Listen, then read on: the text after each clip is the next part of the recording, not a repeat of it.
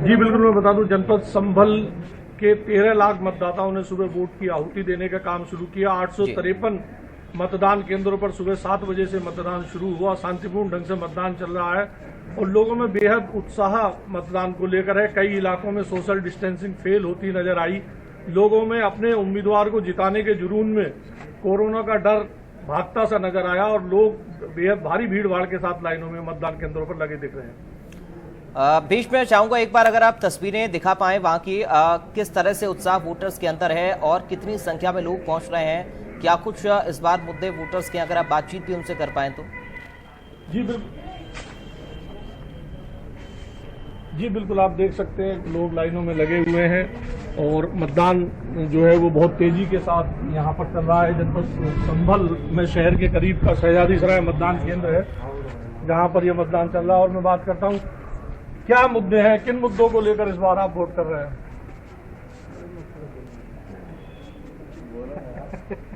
विकास के लिए। विकास, सर विकास। क्या विकास चाहते हैं? स्वस्थ रहना चाहिए शरीर, अपना देश शरीर स्वस्थ रहना चाहिए। देखिए, मैं आपको बता दूं, बहुत बड़ी बात एक इन मतदाताओं ने कही है।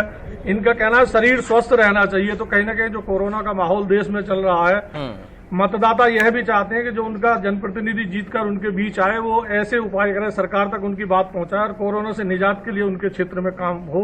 कहीं ना कहीं ये संदेश भी ये मतदाता दे रहे हैं।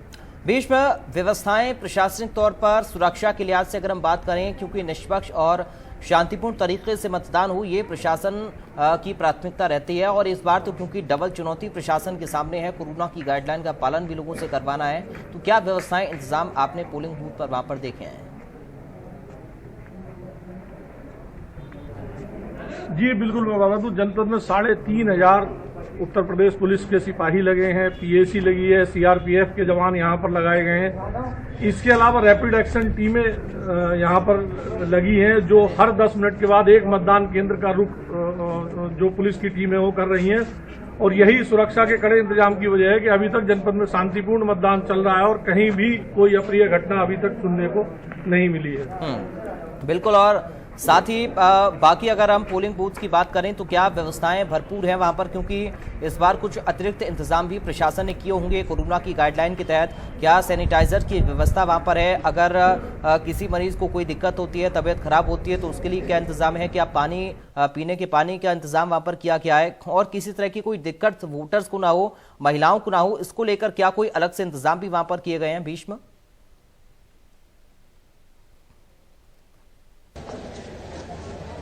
मतदान केंद्रों पर पोलिंग पार्टियों को सामान मिला है, उसमें इस बार सैनिटाइजर भी दिया गया है। और जहां तक मतदाताओं की बात है तो मतदाताओं को आप देख सकते हैं, सभी मतदाता, ज्यादातर लोग जागरूक हैं और अपना जो है वो मास्क लगा करके मतदान केंद्रों पर आए हैं। तो कहीं ना कहीं मतदाताओं में भी जागरूकता थोड़ी सी आई है। जो सरकार ने अपील की थी उसका असर यहाँ शहर के आसपास के इलाकों में तो कम से कम नजर आ रहा है। बीच में अगर मैं चाहूंगा महिलाओं से अगर आप बात कर पाएं, किसी भी एक महिला से बात करके देखिए, क्योंकि महिलाओं की जो भूमिका है बड़ी महत्वपूर्ण रहती है, खासकर चुनावों में भी। तो क्या कुछ महिलाएं इस बार कह रही हैं, क्या अपने गांव का, अपने इलाके का विकास चाहती हैं महिलाएं?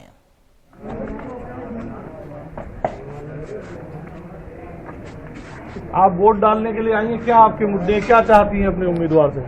वोट डालने के लिए आए सर, हम ये चाहते हैं हमारा अच्छा रहना चाहिए। देश में जो बीमारी है खत्म हो जाए जल्दी। साफ सफाई का ध्यान रहना चाहिए। हमारे देश में जो मतलब कमी है खुले में, गांव में, वो खत्म हो जानी चाहिए, पूरी हो जाए। जी बिल्कुल, हो सकता है इनकी ऑडियो आपको ना मिल रही हो। इनका कहना है कि गांव में साफ सफाई रहनी चाहिए ताकि बीमारियां ना फैले, विकास के काम होने चाहिए, सड़कें बननी चाहिए।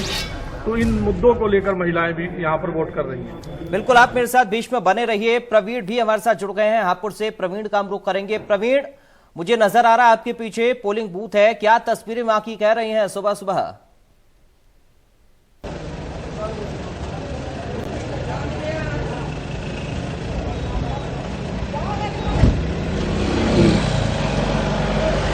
प्रवीण, आप मेरी बात सुन पा रहे हैं?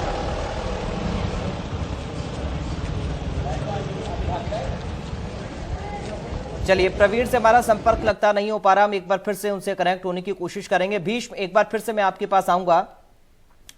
इस बार जो वोटर्स की संख्या आप सुबह से देख रहे हैं, क्या उम्मीद आपको लग रही है कहां तक ये पोलिंग परसेंटेज जाने वाला है और क्या उत्साह पूर्वक लोग वोट डाल रहे हैं सुबह से, क्योंकि लंबी कतारें हम देख रहे हैं, सुबह से लोगों ने बढ़ चढ़कर हिस्सा लेना शुरू कर दिया है मतदान के लिए।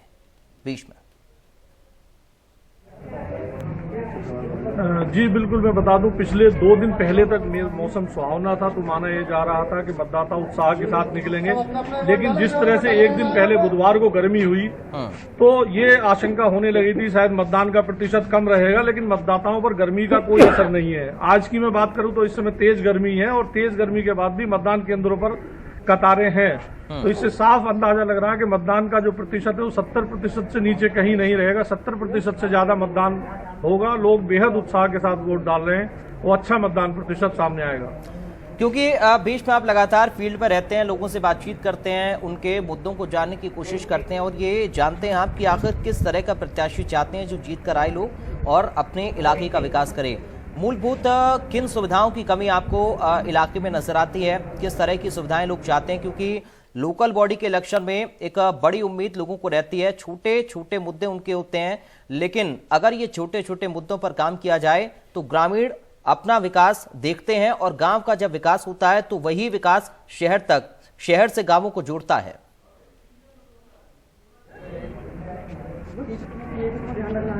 जी बिल्कुल, मैं बता दूं, गांव में अभी भी जो काम होने चाहिए वो अभी नहीं हुए हैं। कई गांव में सड़कों का अभाव है, स्कूल अच्छी हालत में नहीं है, स्वास्थ्य सेवाओं का बुरा हाल है। तो गांव के लोग चाहते हैं कि जो है काम हो, गांव का विकास हो, गांव की तस्वीर बदले। लेकिन एक हमारे देश में एक दुखद पहलू यह भी है कि जब चुनाव नजदीक आता है तो मुद्दे थोड़ा गौड़ हो जाते हैं और जाति, धर्म और ये चीजें हावी हो जाती हैं चुनाव पर। तो मतदान के ठीक पहले आने तक चुनाव के नहीं, कहीं ना कहीं विकास के मुद्दे से भटककर जाति धर्म पे बढ़ जाता है, तो ऐसे में विकास गौण रह जाता है। तो और शायद यही असली वजह है कि जो अपेक्षित विकास गांव में नहीं हो पाता है। ठीक है, बीच में